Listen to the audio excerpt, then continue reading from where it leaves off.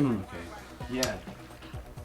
Greetings, and welcome to another episode of the Planetary Persuader. I'm Cosmic Kev, your host, and this is for the week, beginning Friday, the 18th of March, continuing on through the 24th Thursday. So what happens this week?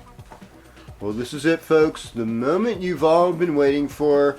More seismographic readings going off the chart, more earth-shaking and quaking situations to come about with this too. So what do we got here? Well, it looks like we've got a full moon happening on Wednesday, is it not? And it is a full moon at 5:01 a.m. 3 degrees Libra in Western astrology. So I imagine that's like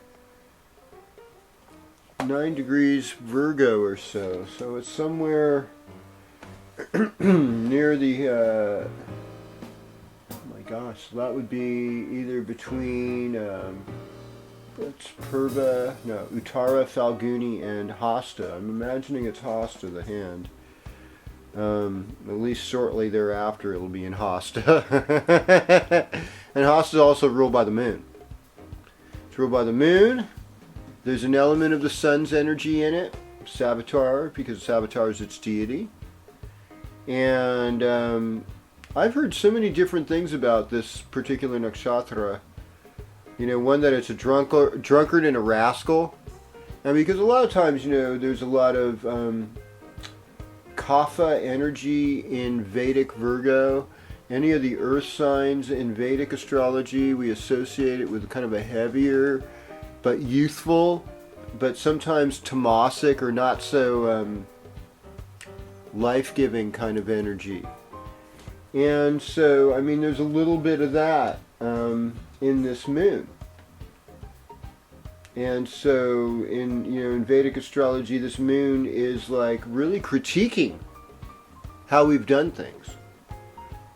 And in Western astrology, we could say, you know, what's really bringing about justice, because we see the selfishness,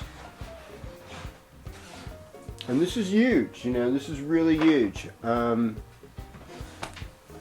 right now, as we go through this week, here's the other big thing happening. Of course, Saturday night at is it a 9:31 p.m. Sun goes into Aries, so that is the spring equinox on the west coast here.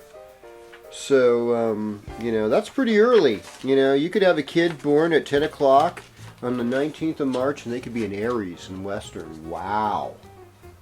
That's, you know, that's something. But, beyond that, there's really not a lot of big changes astrologically this week that I see. We are getting ready though for Saturn to go retrograde, and that is going to happen early in the morning next Friday. So we could say this is the last weekend of Saturn direct, as it's like 16 degrees Sagittarius, so you know, still in the middle of Sagittarius, and so it's going to go retrograde.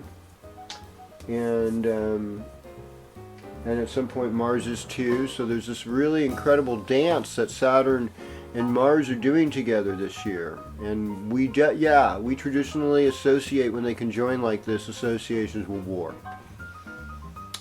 And but we can turn around that energy. We can turn our challenges into that, of how to be as loving, how to be as generous, how to be as compassionate. And boy, that takes more courage than like throwing rocks or shooting off guns or putting on bulletproof vests. All those things is how to be defenseless, and to move the spiritual energy to a place of harmony and sattvic peace. That's what we really want, right? Okay. So now with that said,